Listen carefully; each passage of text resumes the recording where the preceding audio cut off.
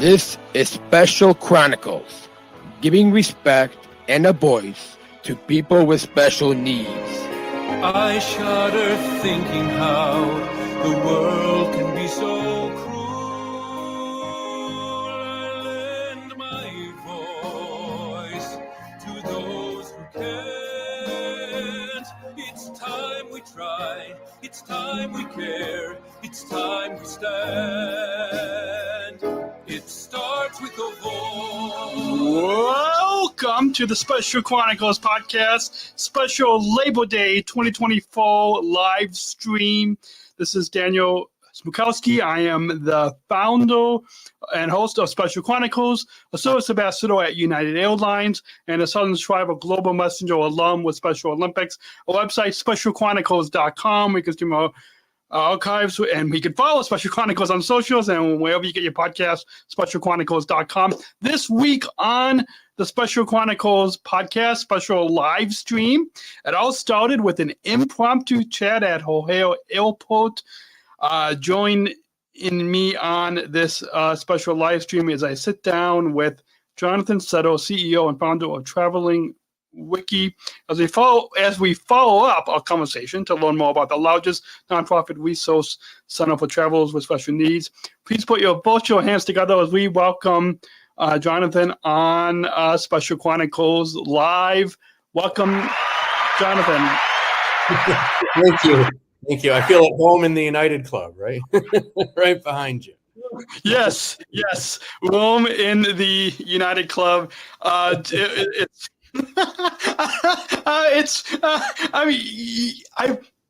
believe it or not, I'm sure our viewers can probably tell that we are virtually, but believe it or not, on the Unified at Work series that's on this podcast, back 5 years ago, I did record 5 episodes from the United Polaris Club in Chicago. So including with, he's currently the chief operations officer, and then the previous DEI, diversity, equity, inclusion officer at United Airlines, and then with some other colleagues as well. So I'm obviously not there tonight doing the busy travel time, but yeah, I have. So for our listeners, before we get into talking about your foundation, I thought we could kind of get our listeners up to speed with how we got connected, because it was a week ago. It was the final 10 minutes before the end of my shift as a service ambassador at United Airlines, and you had stopped me because of my co-branded United Special Olympics uniform, in particular the Special Olympics side of that uniform, and it was the final minutes, and like what my job is to answer questions, and so I had thought that you were asking me like where your gate was, and then it turned into a 10-minute conversation that is now turned into a week later you coming on this podcast. But in your own words, why don't you kind of I shared my perspective of how we got connected, but why don't you recap for our listeners how we got connected? Sure. And, I will say on your shirt, the words Special Olympics appeared. And for me, that has a very special meaning. And, it started for us, above and beyond what we do, which I will explain further. We were profiled in the Special Olympics newsletter in Georgia by the CEO and the organization, but working directly with the CEO in their holiday edition in December 2023. And that was exceptionally meaningful. So seeing that on your shirt and, traversing O'Hare, I just reached out and wanted to connect with you to understand why that was on your shirt and what that meant. And learning about the ambassador work related international global messenger ambassador work you do for Special Olympics, and being one of, very select few that does that internationally, it's exceptionally meaningful. And just that, along with a lot of other things, led to this conversation today. But, because of what we do and because of what we have, tried to advocate advocate for. It's exceptionally meaningful to have that interaction with you and learn about, this podcast and everything you do for the Special Olympics community. Awesome. Yeah, thank you. It was it's always amazing to interact with our United passengers, but little did I, like, once we got connected and we exchanged contact information, which I probably should let in case tell people that I don't share my contact information with just any passenger. Really? But for privacy and just, especially having this this podcasting platform outside of my day job at United, I don't like to don't want a lot of people reaching out to me. But once we that 10-minute conversation, which I think goes to show that the viewers probably see Bridge on my Apollo right now. A big thing at United is connecting people and uniting the world.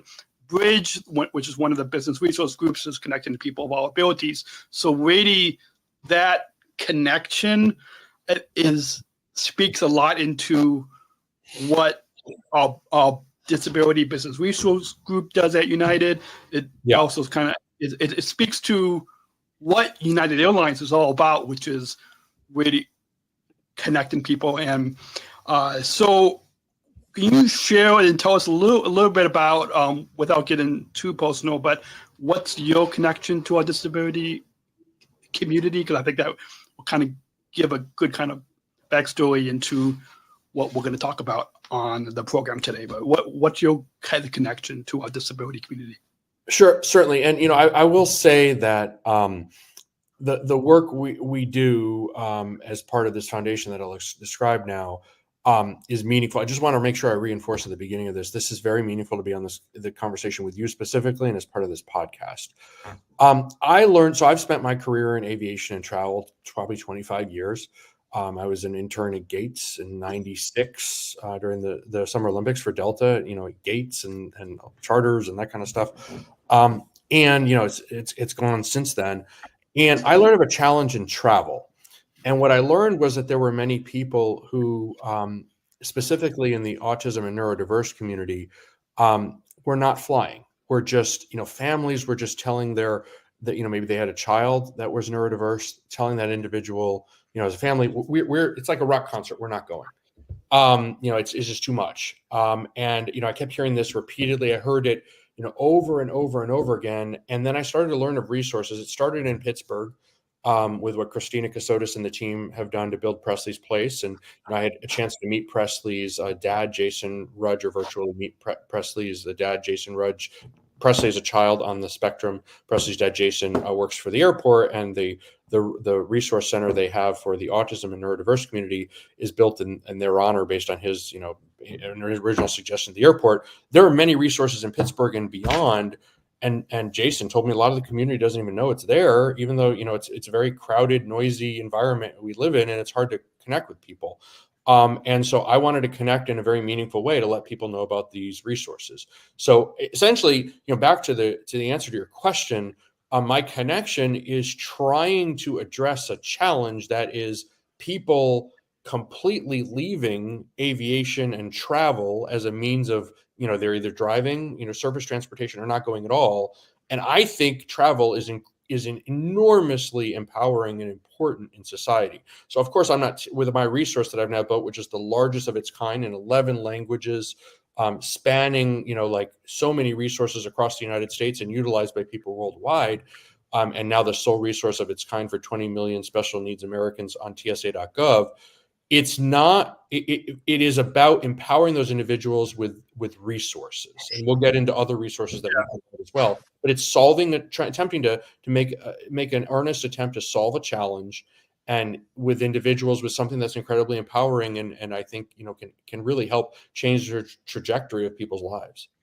Awesome. Yeah, I love that. I love that. And you touched on something in particular about the Autism Center that's at the Pittsburgh Airport, which is a note that I made in preparing for our live conversation today. That I'll leave our listeners or viewers on the edge of those seats because we're going to come back to that in a couple of seconds from now. But it's all about keeping our listeners listening in to the whole episode today. But we're going to go on and just take a quick break, and when we come back, we'll get into the backstory of Traveling Wiki with our guest, Jonathan Sutter, right here on SpecialChronicles.com.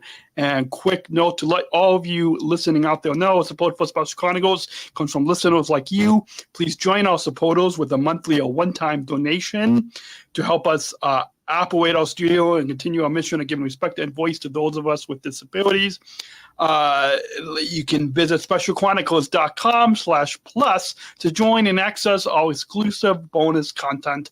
Again, specialchronicles.com/plus to make a monthly or one-time donation starting at $10 a month and up, or any one-time donation. Please join today at specialchronicles.com/plus.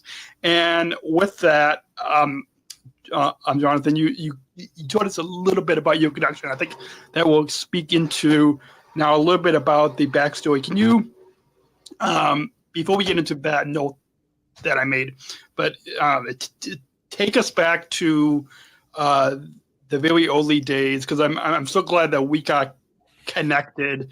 Talk about the work that you do, because for myself and so many of those Americans with and anyone of us with special needs, it's so gratifying to have somebody that is working with the TSA and compiling all these resources. Because I know for myself and for my parents, there's so many. There can be so many resources out there, and a lot of times online, people don't know, might not always know what's true and what's not. And so can you take us back, and when did you start Traveling Wiki, and what inspired you to start this foundation?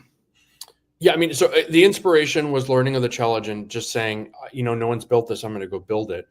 And like a resource center. The challenge that I think, just as somebody who's spent a lot of years in this industry and the intricacies of travel and planning and aviation and the like, is that it's a very complex ecosystem for somebody. Let's say you are a family that's deciding, well, let's try this journey.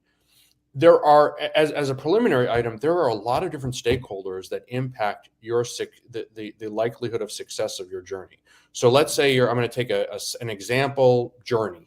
Let's say you live in the eastern part of the country. Let's use Baltimore, Maryland, doesn't matter. You're going to connect somewhere in the middle of the country and you're going to the west side of the country. Let's say it's Seattle. Doesn't really matter where it is. You have, at a minimum, in that scenario, 5 different stakeholders that are largely impacting your journey. You've got the airport, which controls the environment where you leave from. If you're connecting, you've got the airport. So number 2, the airport where you're connecting in that environment. 3rd is the airport where you're your destination where you're going to return from. 4 is TSA, which is controlling the security at your departure airport and your return airport. And then 5 is the airline. And that just assumes you're on one single mainline airline and not connecting to some regional airline. It's really complex. And all of those different stakeholders have different procedures and the like. So what I learned is, well, if we're going to create a database and an information source you mentioned, it's interesting, you mentioned there's, inaccurate information. Veracity is really important. And I think that's paramount in what we do. We are trying to be a credible source. There's so much information on the internet that's non-credible, that's, sort of this, what do we call this, mendacious, whatever we call it, right? And so we're trying to be the credible source of information. And originally we had Wiki in the name because we wanted to be a community input resource where people like Wikipedia could, contribute. But what we soon learned is when we signed this agreement, we have an agreement with TSA to be this provider of information on their non-visible disability page. We're now the sole provider, 20 million Americans, for these resources. we needed to make sure it was accurate. And so as a former attorney, what I decided to do is I'm going to do this. It's going to be, we're going to update the information as the foundation, and we're going to footnote everything back to the source documentation.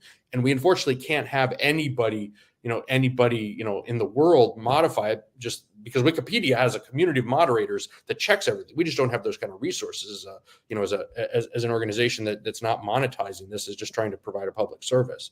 But again, going back to your question, we are trying to solve the problem of people abandoning air travel, something we think is really important, by being the what we consider the gold source of information, the veracity, if you will, associated with these journeys, and the information and support that can be provided in all these different touch points by all these different providers. We can't provide all the information about all the airlines, because the airlines have different procedures, and you may connect to a regional airline, but certainly we want to try and connect to all the airlines and provide as much information as is possible at the airports. And then we have the partnership with TSA, so they have a program that helps you with security. Awesome. I love that, and especially I'm sure that there's a lot of adults with disabilities and parents and family members and caregivers in our community, that what you just shared about how your foundation is a credible source of information and how you're solving a problem, I'm sure that's bringing a lot of joy and smiles to their faces, that your foundation and your resource is something that I'm sure so many are gonna look for. For those of you that are watching the live stream later, listening to the audio podcast, in the description below, we've put links to your resource in the description below. So wherever you're tuning in from right now, our listeners can have the information, and I'll put links to other resources that we'll get to at the end of the program. But can you tell us thing there? Yeah. And I also thought about this as the way to be useful is not solely to be credible to the opposite, to one end of the continuum. It's also to make it accessible. And so one of the other things is certainly, there's no perfection in accessibility. It's very difficult to, we're constantly learning. We're constantly learning from people how we can make it more accessible. But I started putting it in different languages. And as an organization that doesn't monetize this, it's not like we have this big marketing budget to go out and do that. But I started one after the other, putting it in different languages. So my wife speaks French, and I speak Spanish. Obviously, both speak English. And then in German, and then in Japanese, and then in Hebrew, and then in Arabic, and then in in Russian, and then 11 languages. And I've met just examples over the last couple of weeks. French consul talking about French speaking individuals around the world leveraging this for traversing U.S. airports. I've met with the EU ambassador to the United States, and also spoke to individuals in that, the related organizations about EU citizens traveling to the United States. We've met with the Austrian ambassador. We've met with the Israeli ambassador. We've met with just ambassador after ambassador. like 10 plus different ambassadors. We've met with the White House. We've met with, the officials in the White House, 30 plus senators from across the country. The goal, just going back to the original point, is not just to make, let's make the perfectly credible resource. It's also to learn from a variety of perspectives about how it can be utilized, and talk to community members that actually use it and give us feedback and implement that kind of feedback. And so that's what we're trying to do, to make it approachable, accessible, and not only credible, but approachable, accessible, credible, and implementing. As you said, credible today might not be the same thing as credible tomorrow, because a certain airport might close a resource and open a new one, or might have it under construction for a year. So it's a constant game of constant task. Awesome. I love that. And we're going to get into a bunch more about the resources, including, I'm sure, and some of my colleagues at United Airlines are going to love hearing about your experience at the Pittsburgh airport with the autism resource. Perfect timing to have you on, because we're going to leave them at the edge of the seats, and we'll be back in just 30 seconds from now after a quick break. To let you all know that support for Special Chronicles comes from the ComEd Energy Force Ambassador Program, the country's first energy and solar efficiency education program designed for and taught by people with disabilities. Learn more at specialchronicles.com/ComEd. That's specialchronicles.com/ComEd. And Special Chronicles support for Special Chronicles comes from United Airlines Bridge Disability Business Resource Group, connecting people of all abilities, including hiring Special Olympics athletes like myself, service ambassadors for employees at United Airlines. You can learn more on United's commitment to disability inclusion for employment and travel at specialchronicles.com/United, specialchronicles.com/United. And our guest is Jonathan Sutter, CEO of Traveling Wiki. And I made a note, a couple notes, Jonathan, because that's how I know some of my colleagues at our Bridge Business Resource Group are going to love this part. And so I'm going to I'm jumping around my notes here, but I thought it's perfect, kind of perfect timing. About you had mentioned at the Pittsburgh airport, the Presley Center has a sensory room. We have bi-weekly calls, and a couple of my colleagues, not me, at least I'm things might change last minute, but a couple of my colleagues are actually going to go to the Pittsburgh airport just for a day trip to hear about this, because that's something that that we're trying to advocate for on these sensory rooms in airports, in particular United hubs and stations. And so can you tell us and kind of give us just what in podcasting what we call a sound scene audio tour and describe the scene for us as in just a brief audio tour at the Pittsburgh airport of this Presley Center? Sure. I believe it's an A, so it's airside. Post security, you ride the train, and so what's unique about Pittsburgh and some other airports and distinct versus maybe LaGuardia is that the terminals are connected. So they have a resource center. I think it's down near A7, A9, something like that. You walk once you take the train, you go up the escalator, you go towards A. There's a sign to go to Presley's place. There's a phone at the door, and you ask for a code and you enter a code. The reason they do that and to just make it open is that they want people to have that extra step to, again, if you say you want to use it, you're allowed to use it, but you're trying to make sure that those that have the specific circumstances that it was set up for are leveraging it, not just somebody who wants a quiet place to sit and doesn't actually leverage the resources for the intended purpose. Inside the Presley's place, there is a mock airplane cabin with multiple rows of seats, an environment that, very much if you're trying to acclimate an individual with autism on the spectrum to what will likely happen in the plane, it really feels like you're in a plane. Like you can say, okay, let's say the parent's name is Jill and the child's name is Jackie. Okay, Jackie, mom is going to sit here and a stranger's going to sit on the other side, and there's the bathroom and the pilots are going to be up there, like to practice. There are a number of sensory rooms. There is the FIDS, like the flight display area, where you can keep tabs on your flight and everything, are inside the room, so you don't have to leave.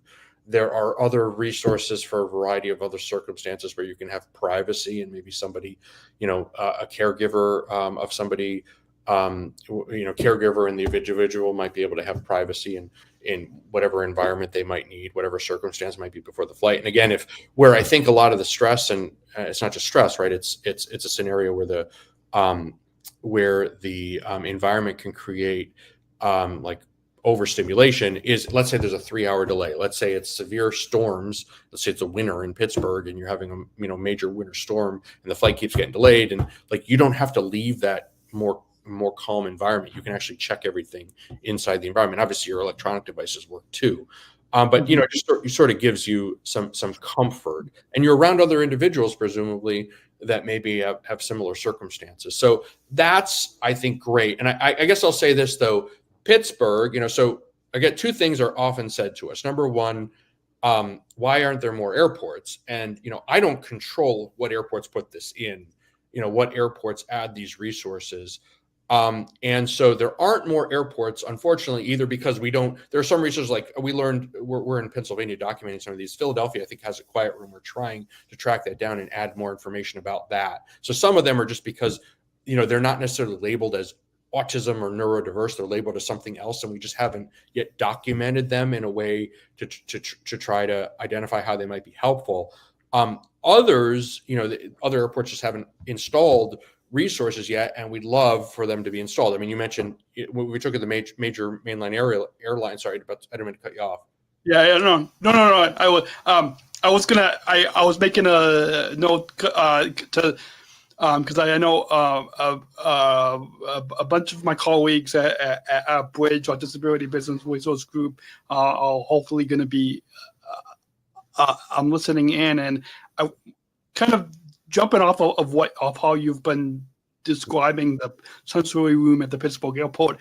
And it'd be great if more hubs and more stations can have this. Can you speak directly to my colleagues at United Airlines, in particular our Bridge Disability Business Resource Group, on what advice that you have for them to get more airports, get more United hubs and stations to have sensory rooms in the airports? I know it might be a difficult question, but like what advice do you have for them to? And I know each airport is unique, just like each one of us with disabilities are unique. But can you speak directly to my colleagues at United Airlines on what on how they can particularly the airline in collaboration with a lot of our hubs to get a sensory room? Yeah, and is it maybe? Am I speaking to a hypothetical person? Like, I used to work in airport strategy. Am I talking to a hypothetical person in the airline and airport strategy, or a senior executive? I would say both, because I know we've got a wide variety of both senior executives at United that listen to this podcast, and then others as well. So I guess both, if you could kind of speak to both. I mean, if you had to break down, how do you convince people of things? Well, sometimes you show numbers, and sometimes it boils into a public policy or maybe an emotional discussion. So I'll take the former and the latter. The former, Senator Harkin wrote the ADA, Iowa. Our biggest state is Iowa. Senator Harkin's institute, so Daniel Van Sant, I don't want to mischaracterize Daniel's words, because I would leave it to the Harkin Institute. They're affiliated with Drake University. We're starting an occupational therapy and a capstone program with Drake University in the spring. But their institute, and again, this is founded by the author of the ADA, and their policy expert is telling us this. 25%, up to 25% of the U.S. population, that's 80 million people, are disabled. So, I mean, I understand we're talking not necessarily about something that's going to be used by all 80 million, but this is not an inconsequential number. And there are certainly I mean, we don't have great data on this. I mean, I think one of the representatives out of California just introduced some legislation that doesn't touch on this specifically, other aspects of data. And we met with the former head of the Autism Society of America on Capitol Hill on some other legislation. But there's not right now great data on this, on who's flying and who's not flying and the like. But the practical reality is anecdotally, we've learned through a lot of engagement. We've been with 30 senators directly on this and so many individuals across the United States. A lot of people aren't flying. And there are a number of people that are just not being immersed into the aviation ecosystem, and that economically has an impact. On the public, policy perspective. So, it's a means for, if you don't have it in the hub airports, I mean, the airlines with the biggest number of ASMs in this country all have at least one big airport with a hub. But let's say you have your hub on the southeast corner of the United States or the northwest corner of the United States, and you have other hubs that are elsewhere. If that particular hub does not offer a connection with a good fare or whatever, it makes it less practical. And it means people might shift away to other airlines or other journeys if they are going to fly. And so that all has economic impact. Now, on the policy side of it, it's about serving a meaningful portion of the population and making what are common carriers as accessible as possible. And these are not just some hypothetical individuals. These are our children. These are our, we don't serve just neurodiverse. We serve 20 million is Alzheimer's, Parkinson's, dementia, ALS, autism. We went out to Marin County in California to help start serving the Down syndrome community. We are working cerebral palsy and the like. These are our grandparents. These are our cousins. These are our kids. These are our neighbors. These are our teachers. These are our clergy. These are so many people in our communities. So from a policy perspective, I think it's incumbent upon us as a society to try and make something that is a transportation ecosystem, something that helps individuals do what they want to do, and help them be able to see relatives, help them go do whatever career they want to go do, and not think, well, I have to swear off all these careers because that would involve travel, and I can't do that. Awesome. I love that. And speaking of the 20 million Americans that you just mentioned, in a lot of these different groups, whether it's autism, ALS, Parkinson's, dementia, or Alzheimer's, a lot of these different communities.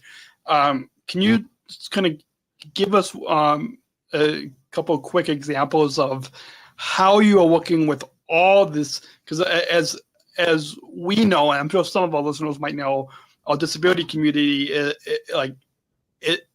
it's anybody can join it at any time, whether those of us that were born with our challenges or just anybody. So kind of in these 20 million Americans and all these different community groups, whether it's autism or dementia or Alzheimer's or ALS or Parkinson's, is there one or two examples of how you are working with these disability communities to document resources for the TSA for your foundation? How are you working? Like how? Yeah, do you have focus groups, or how do you do it? We're trying to. Our impetus, our sort of our North Star in each airport is the resource and not necessarily the community members. And I'll explain that further. Let's take neurodiversity. Let's even just try and take the spectrum of autism. It's a spectrum. You have such a wide variety of circumstances. There's no way I, as an individual, could possibly detail how it's relevant for 8 million people who all have unique circumstances. So we've tried to say, okay, let's take the resource and let's describe it in a way, using maps, using source links, using imagery, using, again, 11 languages, to try to make it understandable to individuals that might want to see it on my page, might want to click into the underlying link and go to the source documentation. And then we've tried to engage with groups. Like we went on the Capitol Hill and we met with, like the Alzheimer's, one of the Alzheimer's associations, big ones in the United States had an advocacy day. We went to lunch, and we were able to talk to Senator Markey, and we were able to speak to the founder of Alzheimer's AFA, whatever the organization was, and a lot of different stakeholders. We've been profiled on I think Autism Speaks website, Autism community, and a lot of, On the Spectrum Foundation, we're on every page they have in their footer. So we've spoken to different community members. And as we try to go to serve these, as I mentioned before, we worked with, went out to lunch with a self-advocate in the Down syndrome community out in California, as well as a San Geronimo Valley Community Center from Marin County. And we just discussed it, said, for the self-advocate, what was it like when you traveled? How did it go? What was good? What was bad? And it's sort of almost like a journey map of his journey. Okay, let's understand what your journey was like. And of course, that's a sample size of one, but it allowed me to have an intelligent electronic conversation with the head of TSA and say, this is what was conveyed, and allowed me to immerse that information into, inform me as to what maybe we should be thinking about. But, unfortunately, it is not possible, I don't think, realistically, to know how to document that, something that will be applicable to everyone. The other thing we've had to do in certain airports, and I use Cleveland as an example, I grew up in Northeast Ohio, they don't have an autism or neurodiversity area. They have some quiet rooms in, I think what is meant to be a more religious area. And we've said, well, these are rooms that you can close off. They're quiet. They're low sensory. I'm going to document them. And some people are going to say this is helpful for us. And some people are going to say this is not at all helpful. And that's to their own, it's up to us to document it in a way that they can at least find out more information and maybe reach out to the airport and figure out if it's going to be relevant. And it also helps them, we have certain catchment areas around Eastern Ohio, Western Pennsylvania. You've got 3 airports to choose from. Since we've documented Cleveland, we've also documented what Akron has, which is this very small room for, airport with very, few passengers daily each way, right? It's a small area of an MSA. And then you've got Pittsburgh, which has this huge, robust resource center. So people in each geographic area, when they're making a decision about what airport they should leave from, where they should connect, where they should return from, how to leverage TSA resources, they can make more informed decisions. Awesome. I love that. We're going to touch on just a moment about the TSA chaos, but I want to kind of take it back a little bit to how we got connected. About you had saw Special Olympics on my co-branded uniform as a service ambassador at United Airlines, and I've been a Special Olympics athlete for a little bit over 20 years now. I had a lot more hair back then. I've been an athlete leader both in Illinois, and then on the international level, the past 5 years have been the Southern Shriver Global Messenger is the highest athlete leadership role in the movement. Of every 4 years, there's only 10 of us athlete leaders that are selected across the globe, and so.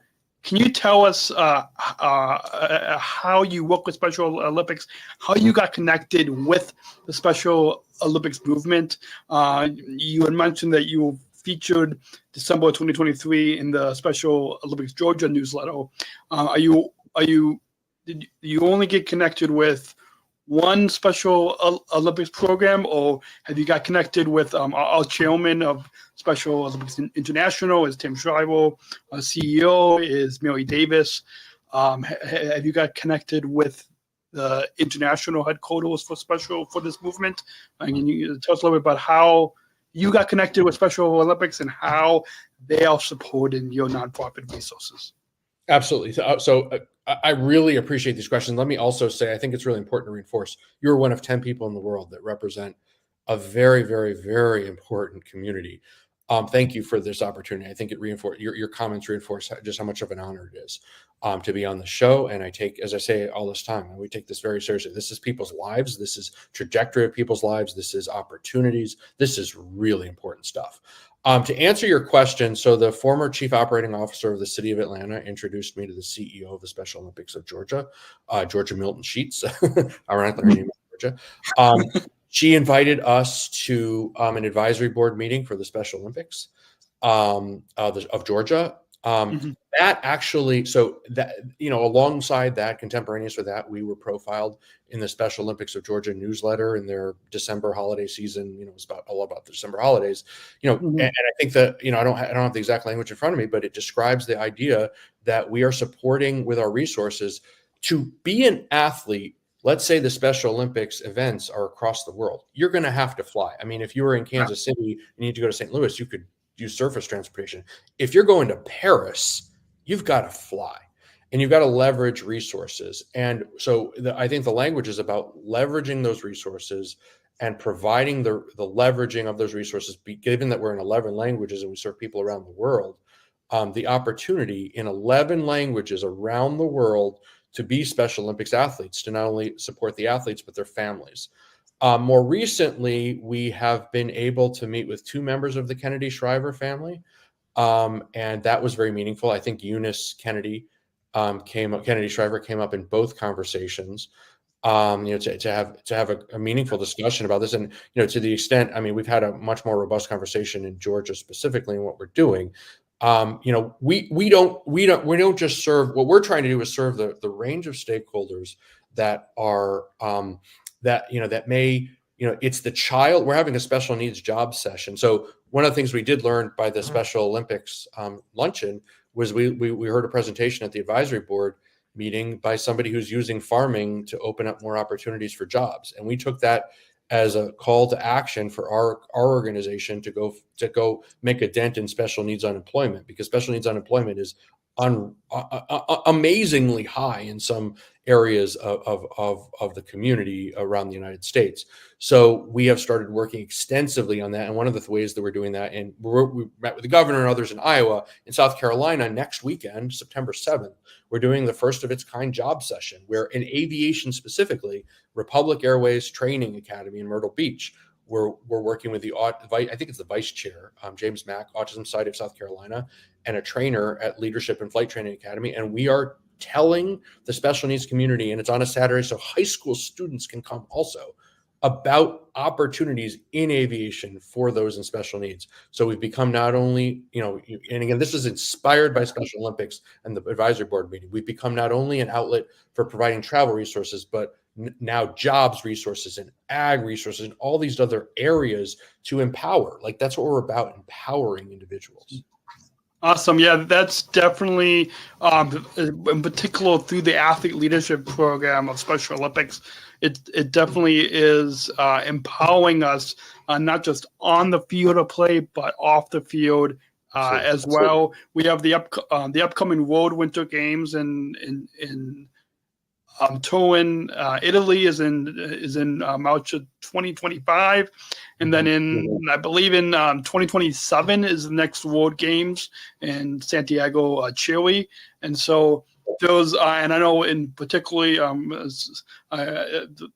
only airline that I'm mentioning is my employer, but United Airlines, I know where you can donate your miles to Special Olympics. So it's awesome that you are connecting with this movement and with the world's largest health organization for people with disabilities. It's a really big movement, and we're gonna kind of switch now back a little bit. You mentioned the 11 languages that you have translated your resources into a few times.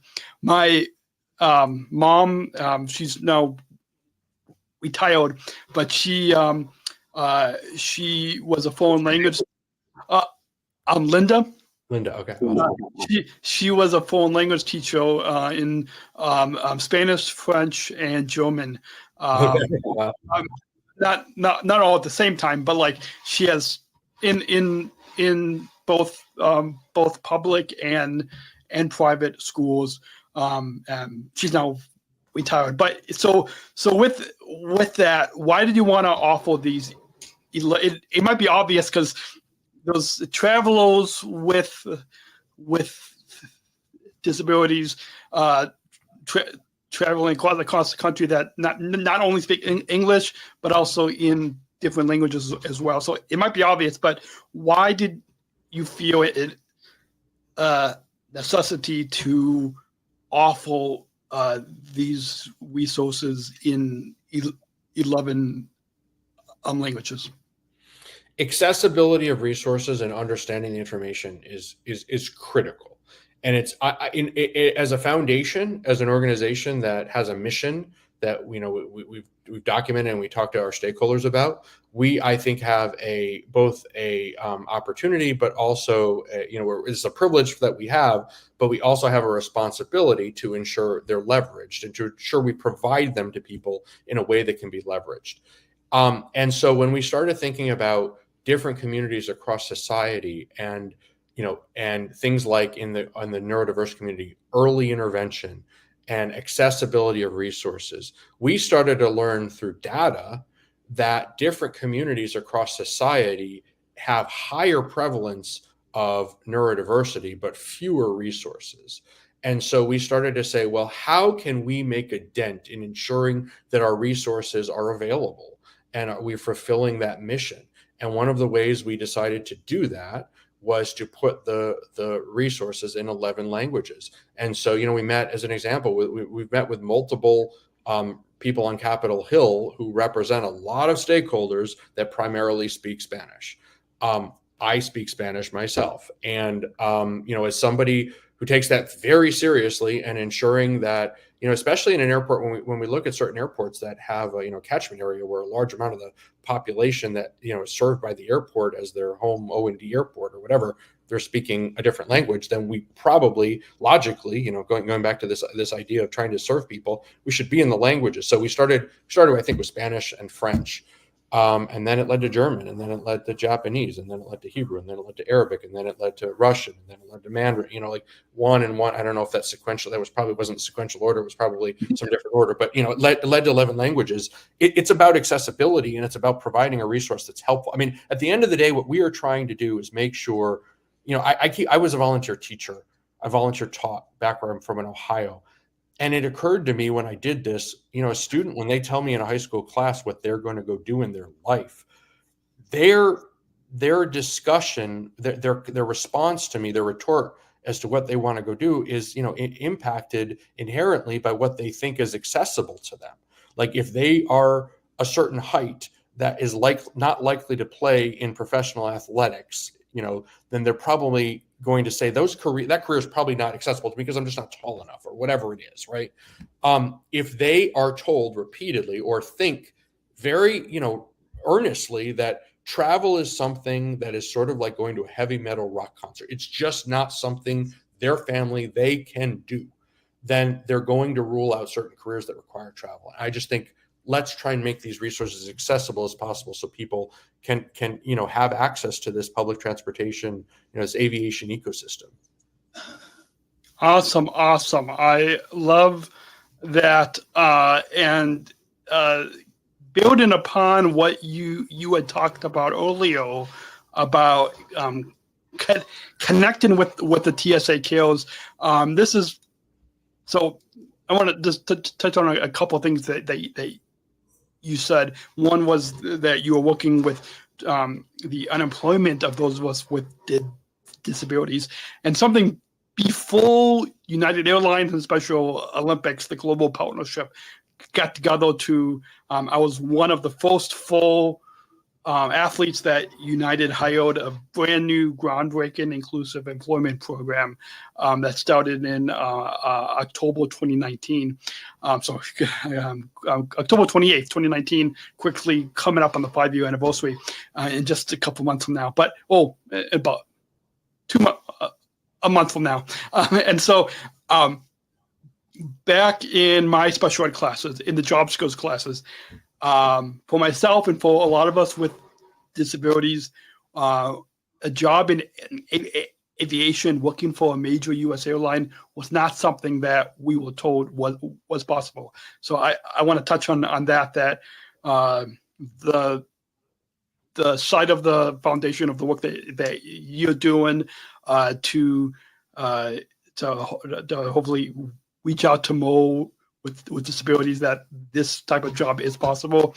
It's just an empowering thing that you're doing. And then you had mentioned the TSA kills. For the first few years that I was looking for United Airlines, I honestly didn't know about the TSA kills.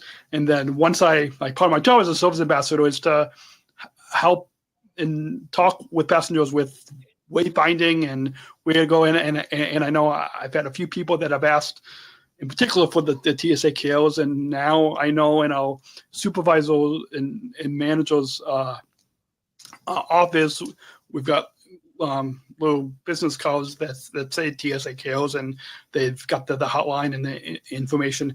So can you tell us about a little bit more about how your foundation is connected with the TSA kills, and a little bit more about how you? I know we'll coming up on about 50 minutes now, so we've got just a few minutes. Hopefully, it's not. This episode won't be longer than an hour. So, but I guess kind of briefly how your foundation is working with TSA kills. So I had a conversation initially with Administrator Pekoski. So Administrator Pekoski leads TSA. He reports into Homeland Security, Mayorkas, and President Biden's cabinet. So he's 2 steps away from the president of the United States. And we had a conversation about this, and I think it led to a series of discussions with others in the TSA about this kind of resource and trying to earnestly create a resource that could be leveraged. And that subsequently led in 2023 to us becoming the sole resource for those with non-visible disabilities. So CARES has all these different listings of, let's say somebody's, they have visual impairment and this and that, non-visible disabilities. We are the sole resource. We were recognized, we are not, I don't work for TSA, right? We're a partner of TSA, but we serve, if you call the TSA hotline and you say autism, the phone, I see a phone number on your screen now. We have our own hotline for people who want to reach, out to us. Actually, the hotline is 6417 autism. It says 641 autism, 6417 autism, just so you know. And that's just a phone number in Iowa. But TSA has a phone hotline, and if you call TSA, they will refer you to us. If you go on TSA.gov, it will refer to us. They actually, that's the TSA Cares hotline. That's their hotline, the one you have on the screen. There was a press release issued in early January 2024, Administrator Pekoski's Innovation Year in Review press release. They noted in that specifically, and this was spread. We saw this press release in Africa. I kid you not. This is spread all around the world. And they cite specifically to that they had engaged 187 organizations in 2023, and in their Innovation Year in Review press release, they highlighted and linked to Traveling Wiki Foundation specifically for our work in this regard. And as I said, we take that very seriously. As I said, we heard about this in Africa. We heard about this in Asia Pac. We heard about this across the United States media, just over and over and over again, how widespread it was that TSA issued that, and hearing the feedback. It's very serious because there are, again, disabilities are just much more frequent, or the incidence rate is much higher than people recognize, and people need these resources. So that's where we come in, and that's the relationship with TSA, trying to be a public resource, serving the public.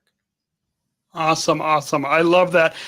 In preparing for our time together, which just because I'm so busy with not only with my job at United Airlines, but also this Special Chronicles podcast and platform, and being a special Olympics athlete. So I was doing my preparation this afternoon, even though it's a Labor Day.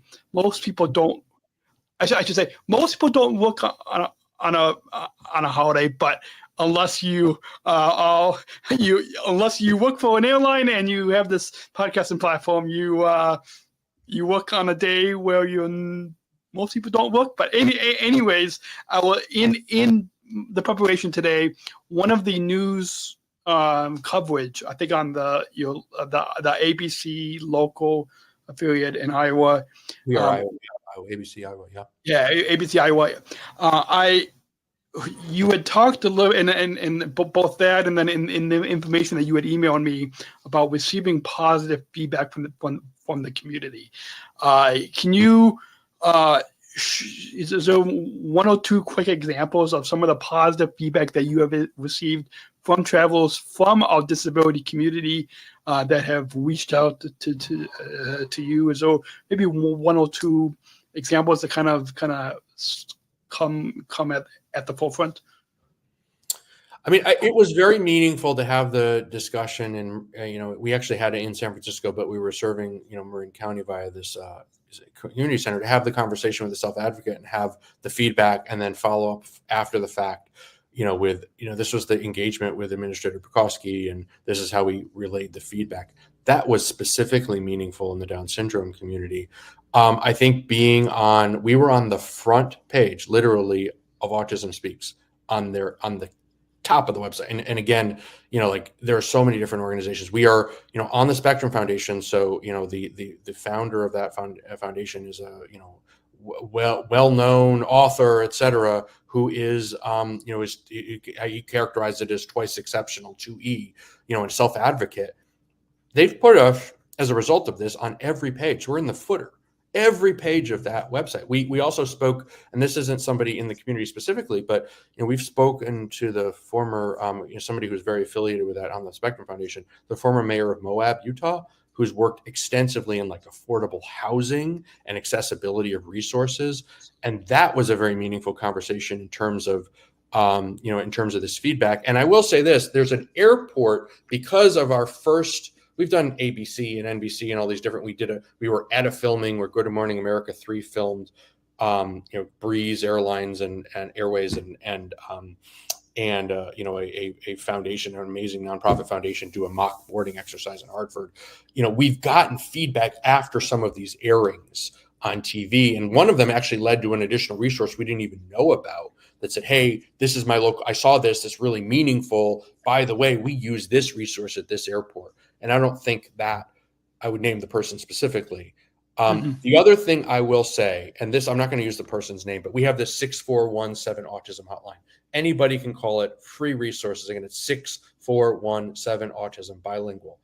A parent called me and she said, I have a child who is entirely nonverbal. We're seated apart. And she was pretty emotional about it. And she's like, very nervous. Like, what are we, what's going to happen? What are we going to do? And, it's those kind of situations that I think make this really real. They call it getting real or whatever. This, just like Presley and Jason Rudge, and these are real families. These are real people. This is changing the trajectories of people's lives. This isn't some theoretical person on a piece of paper or some theoretical 80 million people. These are actual people whose lives are dramatically affected by these resources.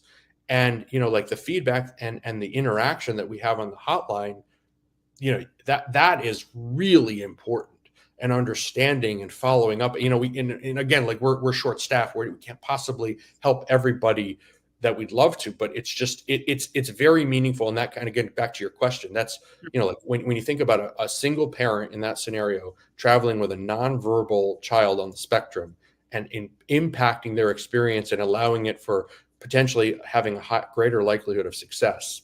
That is about as meaningful as it can possibly get.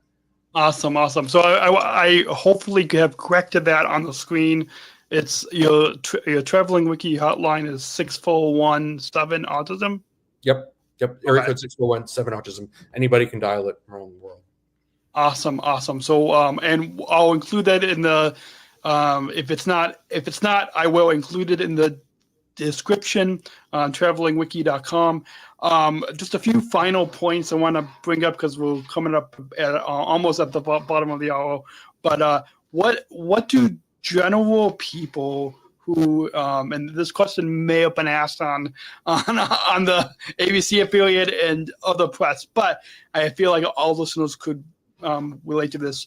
What do general people who do not have sensory challenges, who do not understand what it's like for, and I'm sure that there are probably some people out there that just don't understand what it is to be on the autism spectrum, that do not understand what it is to have sensory challenges. What can we as a community do to be better people, to be to support travelers with disabilities? Well, and certainly I wouldn't consider myself the authority on that to be able to answer on behalf of so many different people. And certainly, everyone's perspective and situation is different. I think I recall back to a couple of my early mentors. One was a very senior special needs disability advocate and like a president of an organization in Western Pennsylvania, and one was in California. And they repeated to me, I remember sitting in Denver airport at the time, having the conversation. They were saying, you've seen one circumstance. And so, I think that applies to the individuals that are served. And I think that applies to the environments in which people are traversing. So, I guess what I would say in terms of advocacy, I think the guidance to me was to try and understand as much as possible. Go talk to self-advocates, talk to parents, talk to maybe relatives of elderly individuals, and go try some of these journeys. I mean, the practical reality is that, a journey that's impacted by special needs, the need for resources starts way in advance of the first day of travel. It starts, we talk about the fact there's a resource at LaGuardia, right? It's in one terminal. It's not like Pittsburgh Airport where it's reasonable to walk from, one terminal to another. You've got to know when you're booking your ticket, if you're thinking about leveraging a resource and knowing that it's at LaGuardia, you've also got to know what terminal it's in. If you're going through Atlanta, and I know Atlanta's a Delta hub, and sorry to raise the Delta hub on the United, but I think it's in F, if I'm not mistaken. If you are connecting between two domestic spoke cities through Atlanta, you're likely not connecting, in F. And so, if you only have an hour, you're not going to go back to F and come back. So it's doing the journeys, talking to different stakeholders, understanding the range of perspectives and the different, the circumstances of different individuals who are leveraging the resources, and then the circumstances at different airports. And again, across, you have airlines, you have airports, you have TSA, understanding that range, I think, is really important to try and serve as many people as possible. So that might be my advice. Awesome. I love what you. I want to just highlight one quick thing that you said of your advice of talking to self-advocates. Because it reminded me of a comment. The voice that you heard at the very top of the episode, the voice that said, "This is Special Chronicles, giving respect and voice to people with special needs." That voice is another athlete leader, a friend of mine who has Down syndrome, and something that he said, and I also have said, is that who better to, and I'm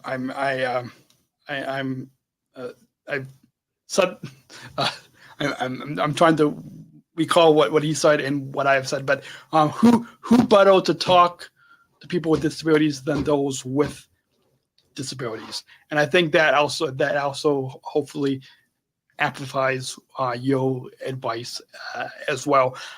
We are a little bit over the hour mark, and so can you remind our listeners? I'll put it up again on the screen for those watching the live stream, but I'll put it in the audio in the description below for the podcast.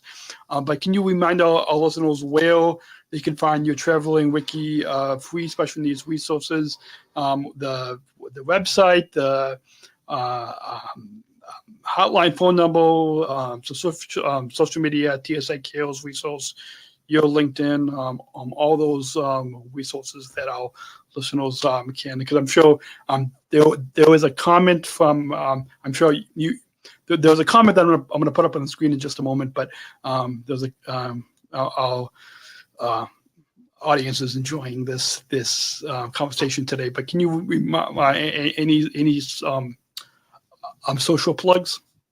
Yeah, so certainly travelingwiki.com. It's all one word. So you have a space between traveling, not in my name, but like between Traveling Wiki. I just want people to know when you're finding us, it's one word, TRAVELINGWIKI, travelingwiki.com. Again, we are in 11 languages for all these resources. We we publish videos on YouTube at Traveling Wiki. We have a free hotline to contact us about our resources. It's bilingual, 6417 Autism, so serving Spanish and English. And then, I will also say this, we're trying to be the party that doesn't have a stake in selling you a specific airline's ticket, selling you a ticket out of a certain airport. To us, we're indifferent as to where you fly out of, what airline you fly. And certainly people, when they need to make decisions about service patterns and economics and all that, they have to identify and evaluate a range of different considerations. We would really value if the airline accessibility line at the airlines and the accessibility page is linked to us, so that people could then go to a central repository of information so that they can make more informed decisions. So eventually we would love to be there. And then we're also trying to use AI down the road. And we've made we've demoed a couple things for the government already in this regard to make this all automated, to make it easier to find rather than having to make manual decisions, about, well, let me find this and let me put in this language, be able to just ask a question in a certain language and be able to have a response that gives you some coherent information that you can leverage to make more informed decisions, both before, when you're planning your journey, during travel, etc. Awesome. I love that, and I'm going to definitely be sharing this conversation with a couple of my colleagues who work in the accessibility teams, the accessibility department at United Airlines, for example, and hopefully I can connect you with some of them to help to make some of your future dreams possible. As one, I know you're not focused on just on one airline, but all travel, but hopefully a connection at United Airlines can help put you in the right direction.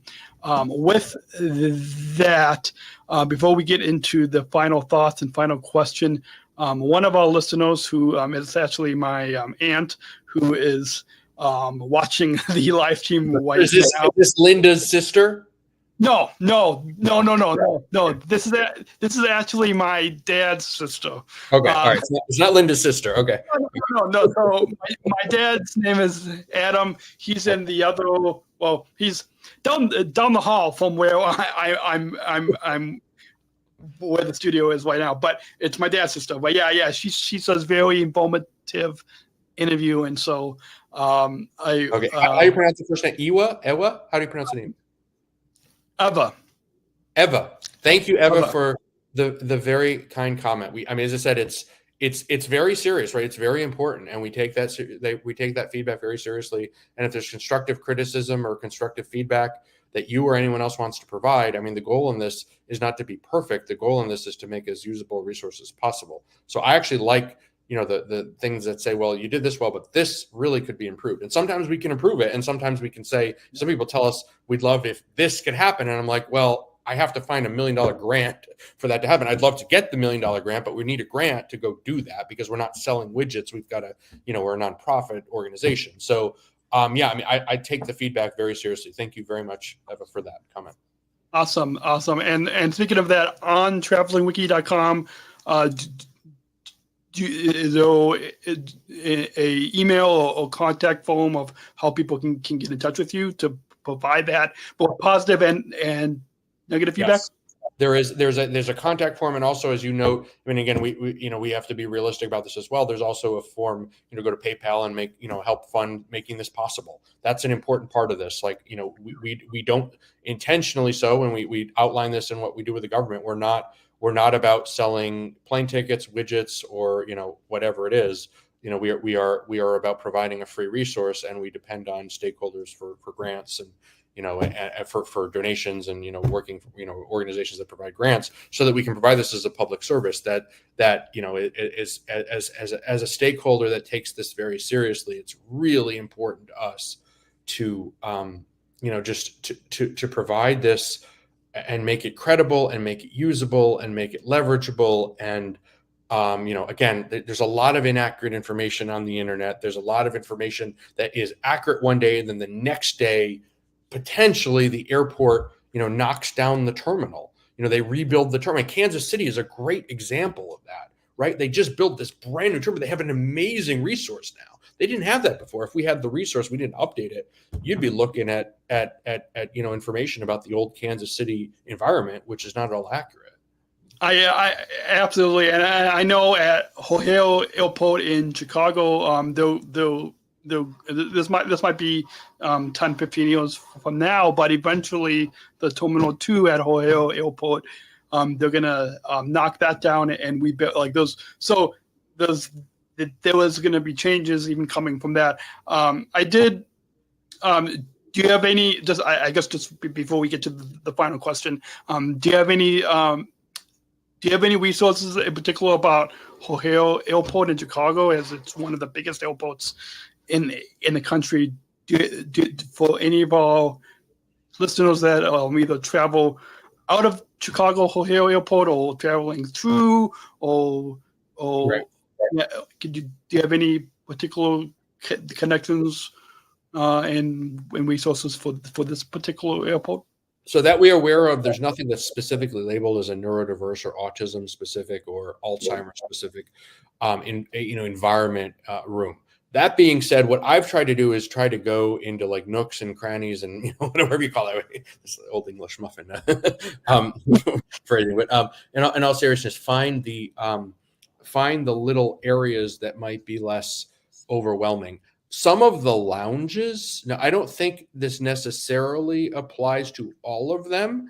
I've certainly found, and I'm apologizing, I know it's United specific podcast. I've certainly found at least one Admirals Club out in H&J that has an area that it may be, I think it may be for like family or breastfeeding or the like, but the staff said, if no one's using it and it's a quiet environment and you have a family with a child that's neurodiverse, we want to, ask us, we will try to make this available, for that purpose. And maybe in some environments you have to we see this in Denver. There's one amazing family room that has a TV on. They would just turn off the TV.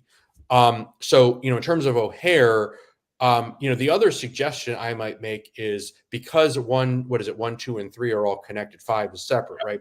But you might be able to go, even if you can't find the perfect environment, even if you can't access a lounge with your credit card or whatever the case might be, you might be able to walk to another part. Again, assuming accessibility, walking is a realistic option, or taking the cart to another part of the airport that is, it might be outside of a major connecting time for American when United is really busy, and so you walk to the other terminal. To get a little bit more peace and quiet. We also find that, potentially some of those areas near, again, they may have different names, but there are sometimes pods for family usage. There are sometimes, sometimes you need some privacy. And so there are family restrooms and the like. I mean, there's no autism resource center in O'Hare as it currently stands. And I know I've had some conversations, about some of the Terminal 2 discussions, and, certainly United and American will, be making major decisions about what happens at O'Hare. But I would say if where you are in O'Hare today is not conducive to, and you're there already, if you're not there yet, you might want to think about what are the range of options and make the best possible decision for your family. And if you're there, I would say O'Hare is such a vast ecosystem that of places, in environments. And I guess the natural inclination, maybe for a passenger who hasn't gone through O'Hare before, is to assume that if you're standing in Terminal 1 next to Gate X, whatever it is, that the whole airport is just like it is like at Terminal X. But if you walk to the other terminal when it's not a connecting bank time for that airline, or you walk to, Terminal 2, or, whatever the case might be, it may be a completely different environment. And that's where, again, I think of what we see in sports. We work a lot in sports. We've done 2 Pittsburgh involved in different ways with different sporting events to raise awareness, Pittsburgh Pirates and some of the other sports teams. And what they provide, what Pittsburgh provided in the last game, was a resource, almost a calming environment meant for like 10 minutes. It's, okay, we have a situation where sensory is a real challenge right now. It's overwhelming. We just need a place to have 10 minutes away from the sensory overload. That's where I think, keeping in mind that what's going around you, if you're standing in front of B5 where we were the other day, right where the checkpoint lets out, right where this, like whatever the main, it's like overwhelming. Take the walkway. Sorry, I'm getting some feedback. You take the walkway over to C and go to the far end, or even go to the completely other terminal, where the other airlines are. You may have a completely different environment. So if you need that 10 minutes, again, it's not necessarily ideal where you could be waiting in that environment, but you can certainly, in different circumstances, find it. And certainly just call us on your cell phone. If it's a time we're open, we'd be happy to try and help you and figure that out. And let's try and brainstorm. That's what we have it for. Awesome. So once again, 6417 Autism is your hotline for Traveling Wiki and travelingwiki.com. And so we'll make sure to put those resources in the show notes. Before we get to the very final question, do you have any final thoughts on your vote? I know we've been talking for the past hour and 15 minutes, but it's like you said, it's very valuable information that we are providing to our listeners to learning about this resource. Because I'm sure there's many of our listeners that many of our listeners with disabilities or know somebody that is traveling. But do you have any final thoughts on your overall time on Special Chronicles, on this podcast, this live stream that you like to share with our listeners and viewers? I guess number one, I want to say thank you to you for your work, the work of Special Chronicles, the work of Special Olympics, the work of your mom, Linda, in teaching for so many years and teaching in so many different languages. That's incredibly important, and I think it bears repeating. I also want to say that the more I learn, the more I realize how much I don't know, and I don't mean that as trite. I mean that as very serious, right? Like every day I realize, well, I did that wrong yesterday, and I had no idea that it was wrong. I was completely confident in what I was saying, but in fact, it was completely wrong. And the practical reality is this is an onion with just peeling layers off and layers off and layers off. There's a lot there. And so, while we are not perfect, I want to reassure your listeners, we are earnest in our desire to provide these resources, and we value feedback. We value, I hate to keep reinforcing this, but, we do have to exist. So the support is helpful, really critical for what we do. And, again, that feedback and learning from you all is especially important as we, try to learn about new resources and try to understand how different environments work and individuals, how different individuals interact in society, and, how this can be helpful for them. Awesome. We've got one final question, but before that, we always include these podcast conversations with, but let's go ahead and roll that bumble. We're not just athletes. We are the ambassadors of an uprising. Peaceful protesters. In a rebellion against anyone who has a fear of difference. Difference. Our demands are equality, dignity, and the recognition of our shared humanity. We will not stop or accept anything less. Today, our world is more divided than ever. And coming together has never been more urgent. The revolution is inclusion. Find out more at jointherevolution.org. Ever since I attended the Special Olympics 2019 World Games in Abu Dhabi, I've been asking all of our guests one final question that really gets to the heart of our conversation today. It's not just this podcast. It's not just about entertaining or informational, as I'm sure we've been probably a little bit more informational on this episode. But we to consume this podcast, but we also want our listeners to take inclusion and the inclusion revolution into their own communities. So I'm going to tweak this question to kind of fit a little bit with your foundation, but hopefully this final message as we wrap up will get to the heart of our pass over an hour and 20 minutes to really take action into your communities. So what does inclusion in traveling mean to you? Well, from the perspective, I mean, what we represent are 20 million individuals that all have, I believe, a unique set of circumstances.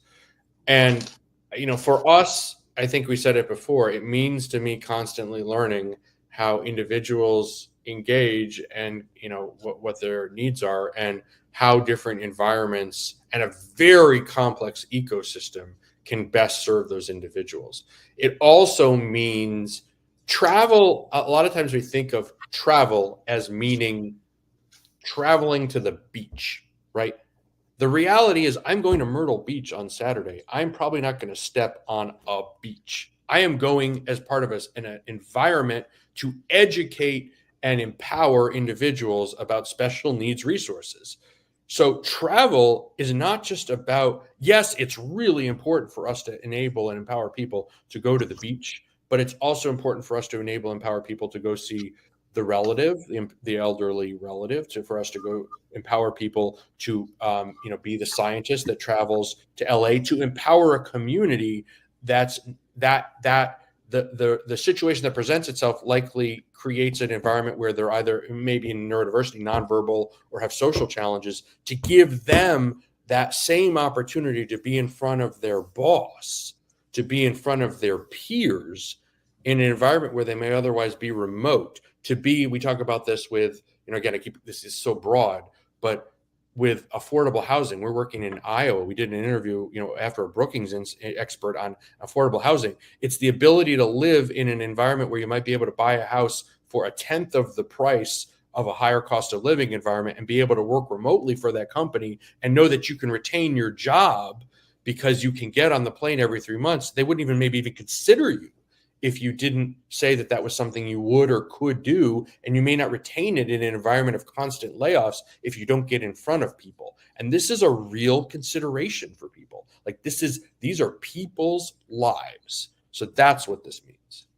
Awesome. Well, that's a perfect way to wrap up our conversation today. A few final reminders for all of you listening in. Just like you can, we hope that you will check out Jonathan's Traveling Wiki resource and support his foundation, but also we hope that you will join and support this podcast with a monthly or one-time donation, so we can. It costs a lot for us to keep this podcast and microphone and mixer and lights and everything plugged in and powered on. And if you want to help us operate our studio and continue our mission, give respect and voice to those of us with disabilities, you can join now at specialchronicles.com/plus to access all exclusive bonus content, as well as to help support this podcast and this platform. specialchronicles.com/plus. And you can shop our merch store and show your support of Special Chronicles with our Disabled Voices Matter collection managed by Outshine Labels. We have t-shirts. I'm not wearing it today, but we've got t-shirts, hoodies, coffee mugs. You can shop our store and know that 60% of the profits go back to Special Chronicles. specialchronicles.com/shop. One of our listeners in over across the pond in Great Britain has posted she's a 6-time Special Olympics World Games cyclist. I saw a picture about a month or so ago of her wearing it. So specialchronicles.com/shop, and tap that follow button. I'll go ahead and wait for you all. Go tap that follow button wherever you're listening. Apple Podcast, Spotify, iHeartRadio, wherever. So you never miss a new episode every Monday. And we have tons of over 750 episodes available to you absolutely for free. specialchronicles.com. TSA.gov. And thank you, Jonathan, for on this Labor Day, on this Monday evening for over an hour and 20 minutes. But thank you for taking the time to share with all listeners about your Traveling Wiki resource. Thank you so much to everyone for this opportunity, for to you and to so many other stakeholders for everything that Special Chronicles does and everything the Special Olympics does. Awesome, thank you. And until everyone have a great week. We'll be back next week right here. For those of you watching the live stream, every Monday in September, we have season 2 of our Inclusive Health series. 5 all new episodes that will be coming to you every week. So you can go specialchronicles.com, click on listen to follow and listen on demand anytime. As some people have somebody even asked me, well, how do I listen live or on? Like, some people didn't even know that you can listen to this on demand later, but you can. That's the awesome thing about podcasting. So thank you, thank you again, Jonathan, and for those of you remember, choose to include, and I'll see you next week, same time, same place, right here on specialchronicles.com. Have a great week. Thank you for listening to this episode of the Special Chronicles podcast. Our podcast was produced by Daniel Smrokowski on the Special Chronicles Network. Follow Special Chronicles on Instagram, Facebook, Twitter, LinkedIn, and YouTube. Subscribe, rate, and review Special Chronicles on Apple Podcasts, Spotify, or wherever you listen to podcasts. Our website, specialchronicles.com, where you can stream our archives of over 500 episodes absolutely for free. Also, there's a list of our favorites, original series, award-winning columns, and blogs. And sign up for our newsletter to receive exclusive bonus content delivered to your inbox. Again, specialchronicles.com. Special Chronicles is hosted by Podbean Podcast Hosting. Our live streams are powered by StreamYard. Thanks, as always, to our business manager, Adam Smrokowski, who always encourages us to never give up.